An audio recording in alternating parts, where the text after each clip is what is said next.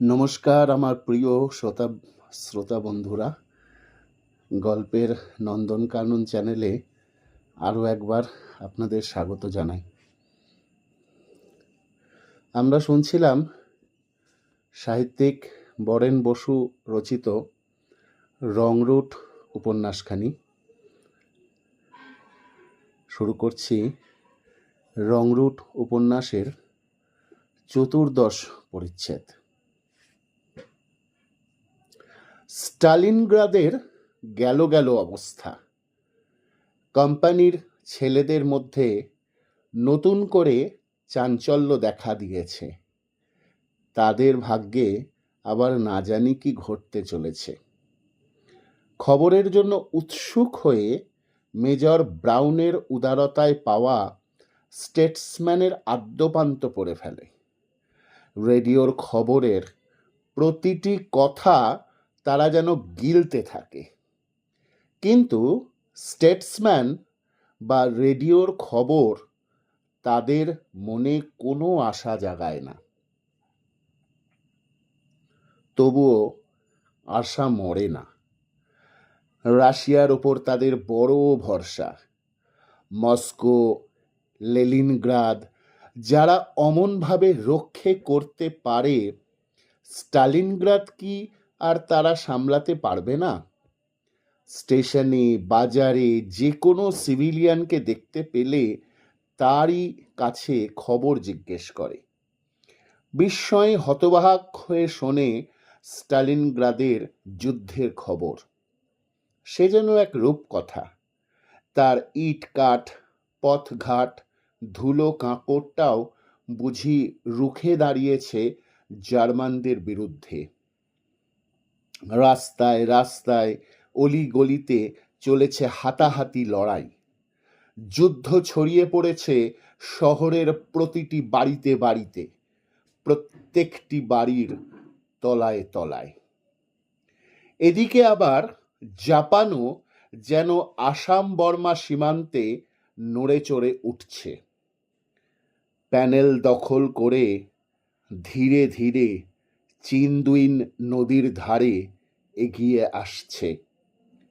এতদিন যুদ্ধ ছিল দূরে দূরে, তাই মনে ছিল ভয়, আর এখন যুদ্ধ এসে পড়েছে একেবারে ঘাড়ের ওপর, তাই মনে জাগে আতঙ্ক। স্টালিনগ্রাদের যদি পতন হয় আর জাপান যদি এগিয়ে আসে, তাহলে ভারতবর্ষের বুকের ওপর দুদিক থেকে এসে পড়বে যুদ্ধ।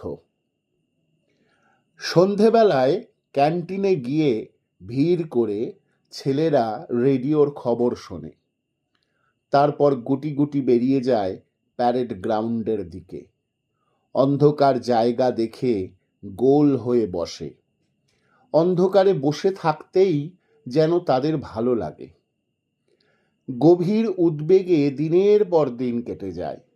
সন্ধে উতরলেই রাতের খানা খেয়ে ব্যারাকে ফিরে আসে।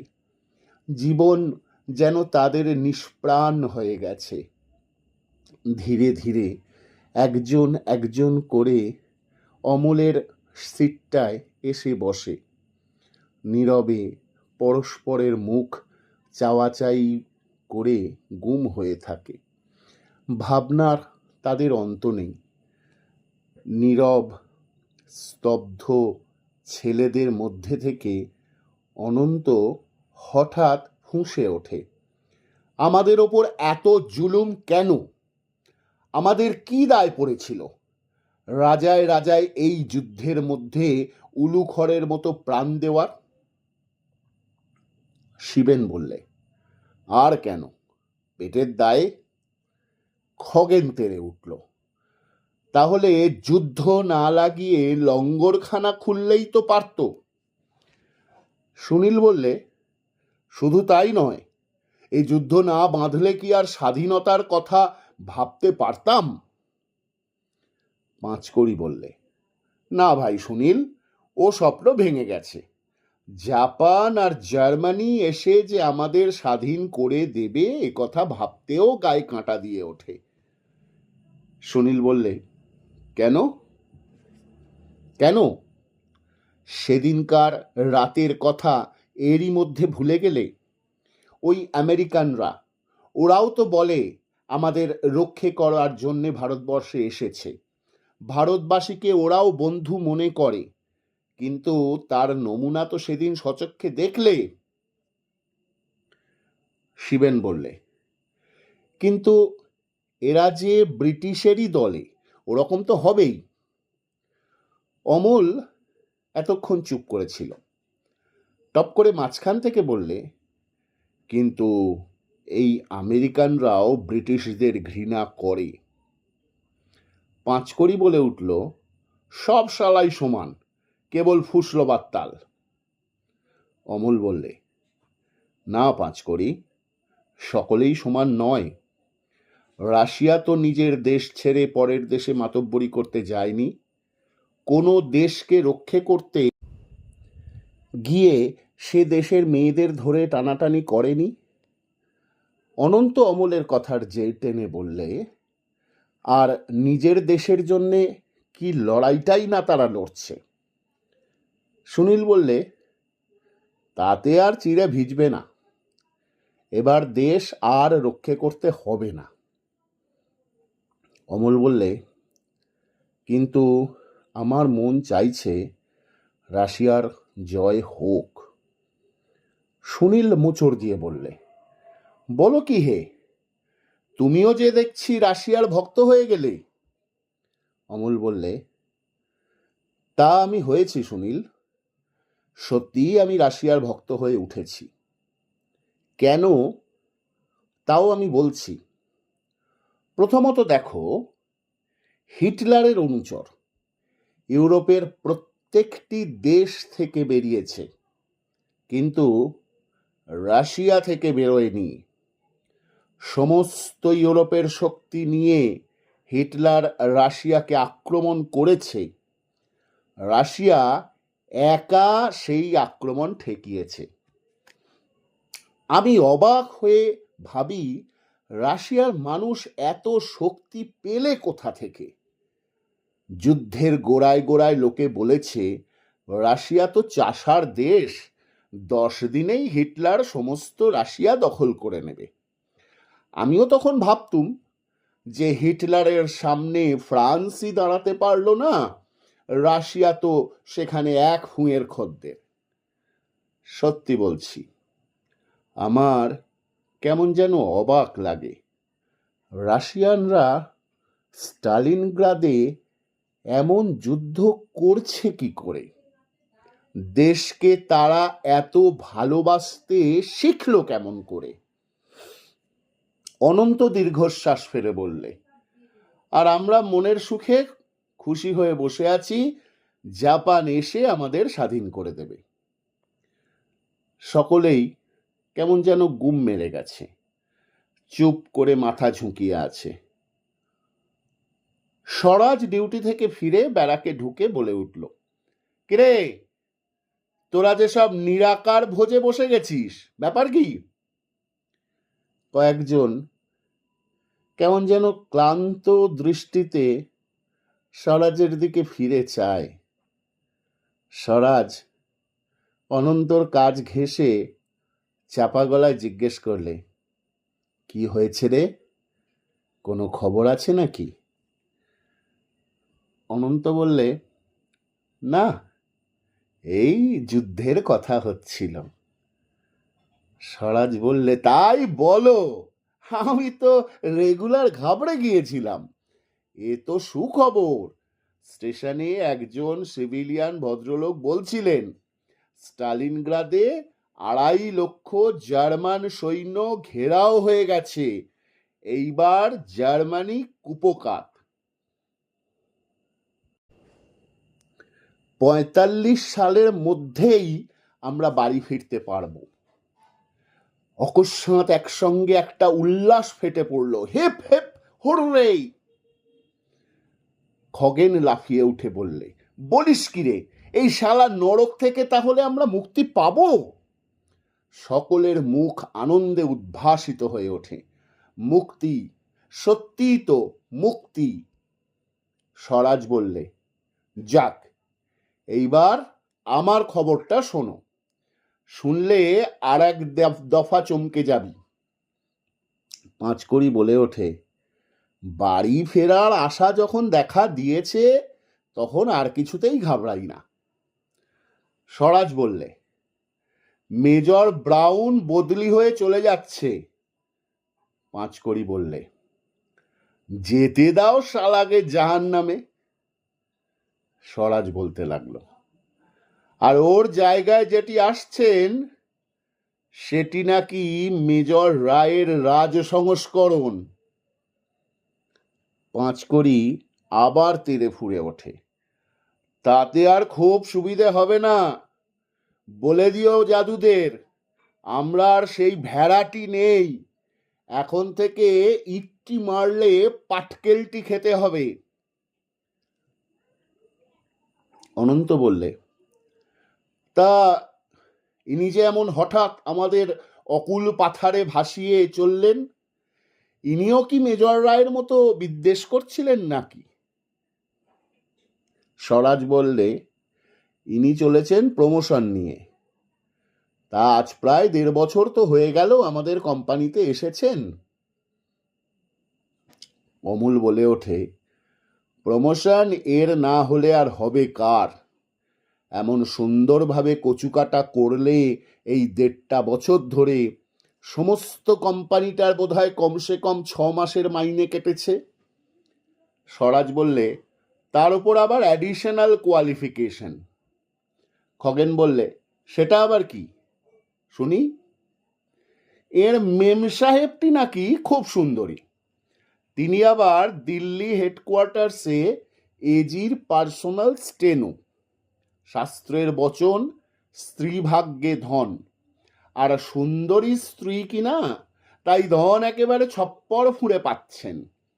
কমিশন পাওয়ার 14 দিনের মধ্যে লেফটেন্যান্ট, 2.5 মাসে ক্যাপ্টেন, আর 4র্থ মাসে মেজর হয়ে আমাদের কোম্পানিতে অবতীর্ণ হলেন। জন কয়েক একসঙ্গে বলে ওঠে, সাব্বাস। স্বরাজ বললে, কিন্তু আসল খবরটা তো এখনো শুনিসনি, তাহলে কাছে কাছে আয়, এ নিয়ে যেন হইচই করিসনি। সকলে গোল হয়ে স্বরাজকে ঘিরে ধরল। স্বরাজ চাপা গলায় বলল, সুবেদার সাহেব ঠিক করেছেন মেজর ব্রাউনকে ফেয়ারওয়েল দিতে হবে।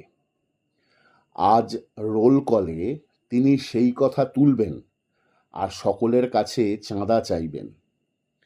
ফেয়ারওয়েলের দিন ওই টাকার কিছু একটা জিনিস কোম্পানির ছেলেদের তরফ থেকে মেজর সাহেবকে প্রেজেন্ট করা হবে, আর ক্যান্টিনে একটা ছোটোখাটো জলসা করা হবে। ডাক পড়বে অমলের, বিজয়া সম্মিলনীর মতো ভ্যারাইটি শো অর্গানাইজ করার জন্য। অমল হঠাৎ যেন ফেটে পড়ল, না, কিছুতেই হতে পারে না। আমাদের রক্ত যারা তিলে তিলে শুষে নিয়েছে, আমাদের সঙ্গে যারা প্রতিটি মুহূর্ত কুকুর বেড়ালের সামিল ব্যবহার করেছে, তাদের কাকেও আমরা কোনোভাবেই সম্মান দেখাবো না। স্বরাজ বললে, কিন্তু অমল, সেই দিনই মেজর ব্রাউন আপগ্রেডিং লিস্টে সই করে যাবেন। অকাদা সে লিস্ট তৈরি করে রেডি হয়ে আছে, মানপত্র দেওয়ার সঙ্গে সঙ্গে ওই লিস্টটি মেজর সাহেবকে দেবে। মুহূর্তের মধ্যে সকলেই স্তব্ধ হয়ে যায়।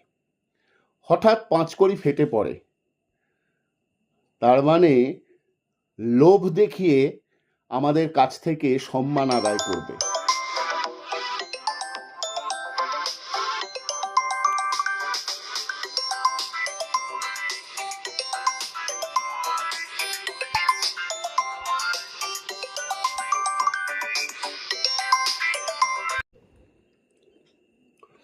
শিবেন বলে ওঠে, ওসব আর হচ্ছে না, জাপান তো এসে পড়েছে, এইবার শালাদের গলায় পা দিয়ে ডুবিয়ে দেব।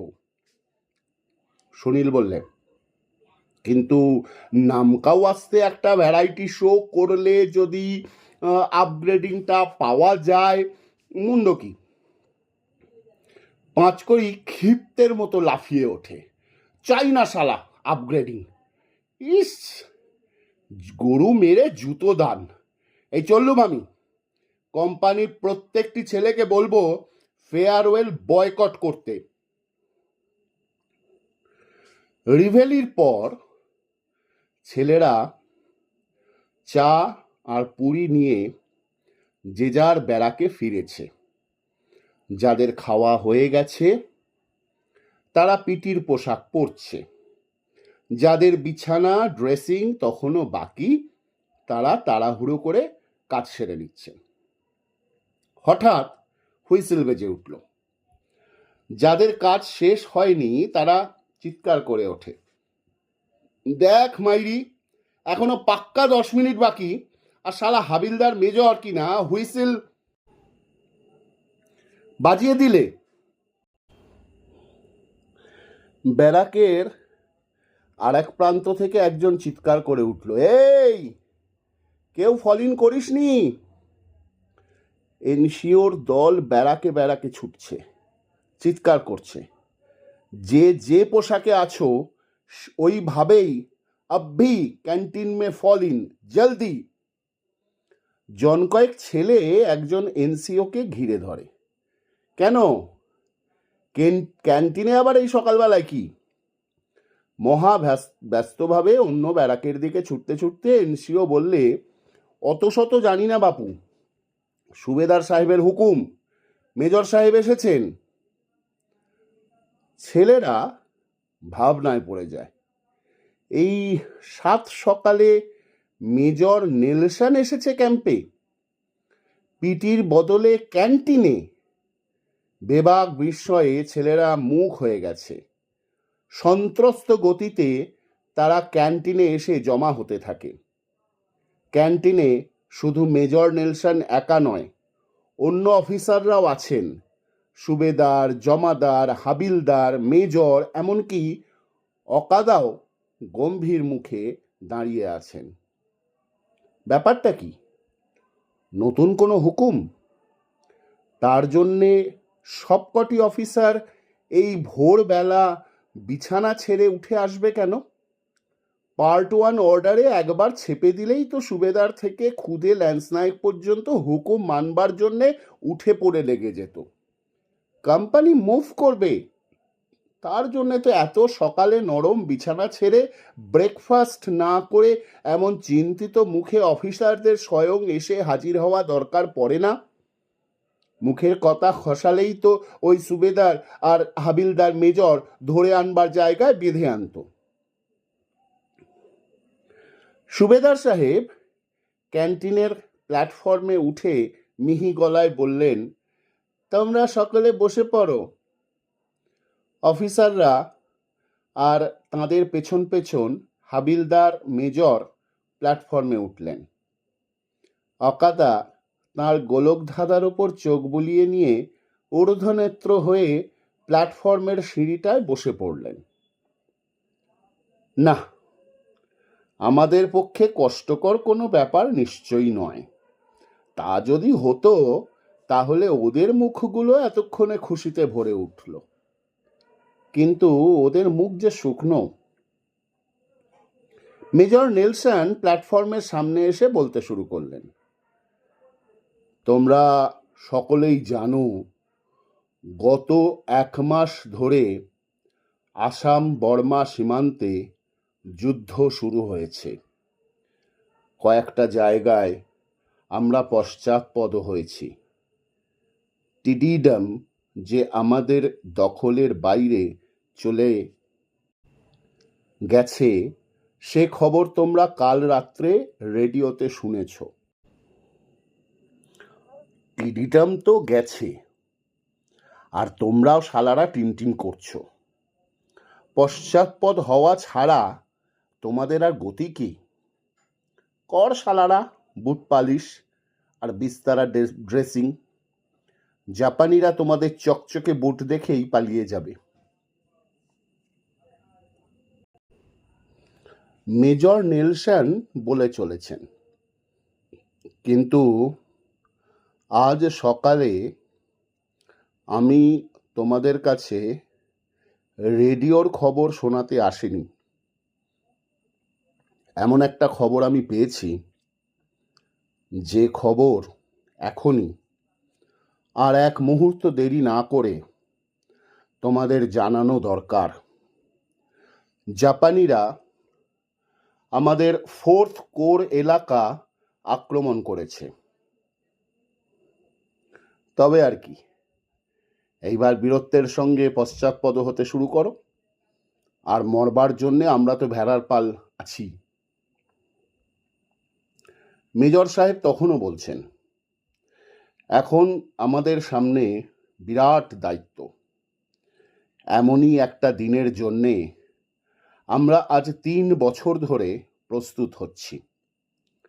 সেই পরীক্ষার দিন আজ আমাদের সামনে এসে গেছে। আমি তোমাদের কোম্পানিতে নতুন।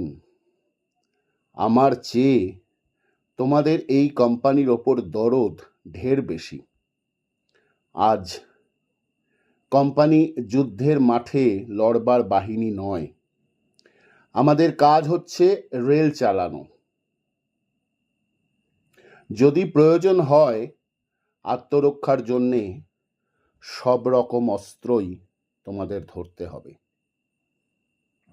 তা তো হবেই, দায়িত্ব শেষ পর্যন্ত আমাদেরই নিতে হবে।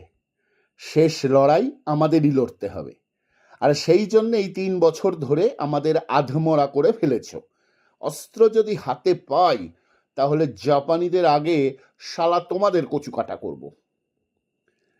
একটা সিগারেট ধরিয়ে মেজর নেলসন আবার বলতে শুরু করেন, আজ আমাদের ওপর নির্ভর করছে সীমান্তের সৈনিকদের খাওয়া পড়া, যুদ্ধের অস্ত্র শস্ত্র সব কিছুই। আজ আমরা যত বেশি কাজ করতে পারবো, জাপানের পরাজয়ের দিন ততই এগিয়ে আসবে। ভারতবর্ষের নিরাপত্তা ততই মজবুত হবে, আর আমাদের ঘরে ফেরার দিন ততই নিকট হবে। নীরব সৈনিকের দল স্তম্ভিত হয়ে গেছে। এত সরলতা, এত আবেদন, তাদের শক্তির প্রতি এতখানি মর্যাদা, সবই কেমন যেন ভেলকির মতো মনে হয়। তাদের সামরিক জীবনের সংক্ষিপ্ত একটি ইতিহাস ধীরে ধীরে চোখের ওপর দিয়ে ভেসে চলে। অফিসার আর তার পুচ্ছগ্রাহী দলের অত্যাচার দিনের পর দিন জমা হয়ে উঠে আজ যে আক্রোশ জাগিয়ে তুলেছে, তারই প্রতিহিংসা সবার আগে মাথা চাড়া দিয়ে ওঠে। হাত মুষ্টিবদ্ধ হয়ে আসে, দাঁত কড়মড় করে ওঠে। এদের ভাঁওতায় আর ভোলা হবে না। এমন সুযোগ আর ছাড়া হবে না। তাদের জীবনকে যারাই নষ্ট করতে আসবে, তাদের তারা কিছুতেই ক্ষমা করবে না। মনে পড়ে বর্মা ইভাকুই সৈনিক আর নাগরিকদের চেহারাগুলো, আর তাদের প্রেতাত্মার মিছিল। শঙ্কিত সন্ত্রস্ত সৈনিকের দল আতঙ্কে চোখ বোজে। মানসপটে ভেসে ওঠে তাদের গৃহের ছবি, তাদের স্নেহাতুর বাপমা, অসীম সহানুভূতিশীল ভাই বোন, সম্পূর্ণ নির্ভরশীল স্ত্রী পুত্র। তাদের কি হবে? তাদের শান্তির নীড়ে আগুন ধরিয়ে কে তাদের টেনে আনলো এই মরণ যজ্ঞে? কেন? অফিসারদের মধ্যে কিছুক্ষণ পরামর্শ চলে। তারপর মেজর সাহেব একটা স্লিপ নিয়ে বলতে শুরু করেন, এইবার আমাদের কাজের একটা খসড়া তৈরি করতে হবে। সমস্ত কোম্পানিটাকে আমরা 3 ভাগে ভাগ করব। প্রথম দল থাকবে রেলওয়ে ডিউটিতে। দ্বিতীয় দল recce squad, Manipur rail head রক্ষা করবে। প্রতিদিন তারা লাইন পরীক্ষা করবে, দেখবে কোথাও কোনো সাবোটাজ হচ্ছে কি না। রেল লাইনের ওপর কোথাও কোনো হামলা হলে তারা এগিয়ে গিয়ে মহড়া নেবে। এই দলের কমান্ডার হবেন লেফটেন্যান্ট কর্নেল, আর second in commander Subedar Nandi. এই দলে থাকবে 4 জন বেনগান ক্রু আর 18 জন রাইফেলম্যান। বাকি লোক নিয়ে হবে তৃতীয় দল, রিজার্ভ ব্যাচ। আবার কিছুক্ষণ জনান্তিকে আলোচনা চলে। এরই ফাঁকে সাদেক বলে ওঠে, শালাদের শেয়ালের যুক্তি তো আর শেষ হবে না দেখছি। এদিকে বিড়ি না খেয়ে যে পেট ফেঁপে উঠবার জোগাড়। পাশ থেকে রবিন বললে, আরে নে না, তুই বিড়ি ধরা। এখন আর ও শালারা কোনো কথাটি কইবে না, বেগতিক দেখলে পায়েও ধরবে। ফস করে দেশলাই জ্বালার শব্দে ক্যান্টিন শুদ্ধ ছেলে চমকে ওঠে। মেজর নেলসন ভ্রু কুঁচকে দেখে বললেন, ইয়াস, ইউ ক্যান স্মোক। শখানেক বিড়ি সিগারেট জ্বলে উঠল, ধোঁয়ায় সমস্ত ক্যান্টিনটা ভরে উঠেছে। মেজর সাহেব জানিয়ে দিলেন, টেকনিক্যাল ডিউটিওয়ালারা থাকবে স্টেশনের রানিং রুমে, রেকি স্কোয়াড থাকবে স্টেশনের রিফ্রেশমেন্ট রুমে, আর রিজার্ভ ব্যাচ থাকবে ডিফেন্স বক্সে।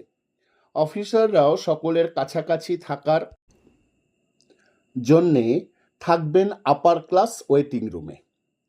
কোম্পানির প্রত্যেকে একান্ত প্রয়োজনীয় কিটস ছাড়া বাকি সমস্ত জমা করে দেবে স্টোরে। প্রত্যেকের ইউনিফর্ম হবে ব্যাটল অর্ডারে। এইবার রেকি স্কোয়াড নির্বাচনের পালা। সুবেদার নন্দী তার পেয়ারের জন কয়েককে নাম ধরে ডাকাডাকি শুরু করে দিলেন। যাদের নাম ধরে তিনি ডাকেন তারা ভিড়ের মধ্যে গা ঢাকা দিয়ে থাকবার চেষ্টা করে।